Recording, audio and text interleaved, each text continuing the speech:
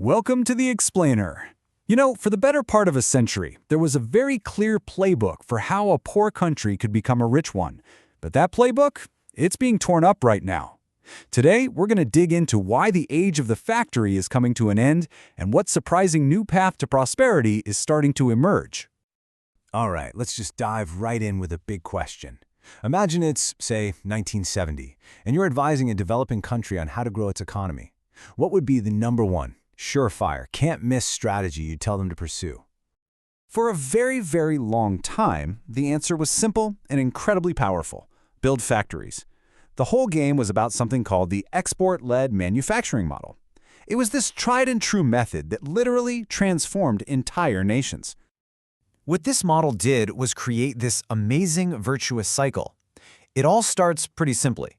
You build factories to make stuff for the rest of the world. This pulls huge numbers of low-skilled workers out of farming and into steady jobs. Then, as the companies make profits, they buy better machines, which makes those workers even more productive. That leads to higher wages, which means people can afford better health care, better education for their kids, and the government?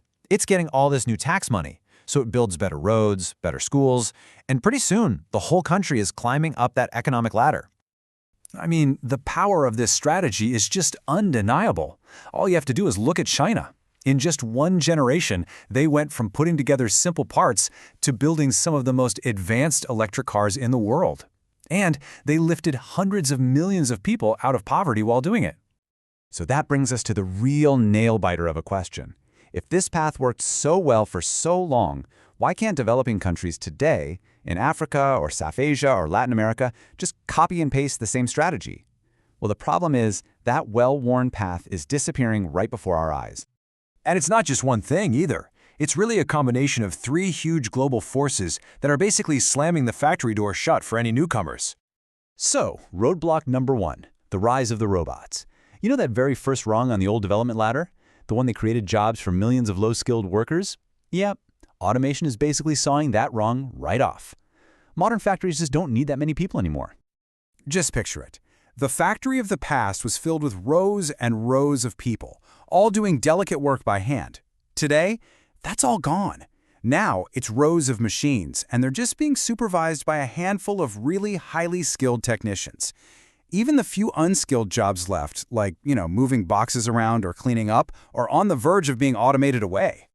The second roadblock is that the game is already completely dominated by the veterans. You have countries like China that are now so incredibly efficient, they have such massive scale that they can compete on everything. They can make cheap t-shirts just as well as they can make high-end smartphones, which leaves almost no room for a new country to find its footing. And the third and final roadblock is protectionism. Wealthier countries, they're getting nervous about losing jobs, so they're putting up trade barriers. They want to reshore manufacturing. But the real irony here is that even if they manage to bring some factories back, automation means those factories aren't going to create that many jobs for the very people they claim they're trying to help. Okay, so if that old, reliable highway to riches manufacturing is basically closed for construction, are developing countries just stuck? Is there any other way forward?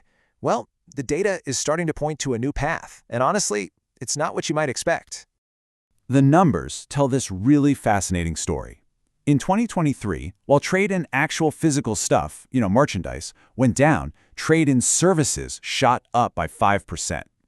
Thanks to the boom in remote work and just better technology, high-skilled services can now be exported from pretty much anywhere on the planet. And this is not a theory. It's already happening on a massive scale. You look at India, and you see these huge global companies setting up what they call capability centers. These are basically entire corporate campuses filled with local engineers, consultants, and lawyers who are designing software or making blueprints that end up in products sold all over the world. This is the new export engine. But I know what you might be thinking. Okay, but how can a few fancy jobs for engineers and architects really build up an entire economy? And that is a totally fair question. The answer lies in this really powerful ripple effect that these jobs create. It works like this. One of these new, high-paid service jobs adds a whole lot more value to the local economy than an old, low-wage assembly job did. That well-paid worker, they go out and spend their money right there in their community. They hire a plumber, they take taxis, they eat at local restaurants, and this creates a whole new wave of local service jobs for everybody else.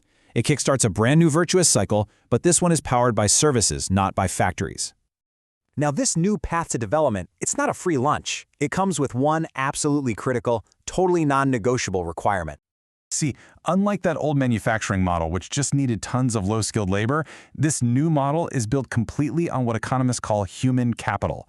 It's not about what your country can build with its hands anymore, it's about the collective brainpower of your people. To succeed in this new world, you have to make deep, long-term investments in people. We're talking about the basics, like good nutrition and healthcare right from birth, quality early education, and then practical skills training. And this investment can't just be for the elite engineers. It has to be for the entire workforce, from the people who work in daycare to the local medical technicians. But here's where it gets really interesting. This global shift doesn't just offer a new path for developing countries. It also has a pretty surprising silver lining that could actually benefit people in wealthy nations too.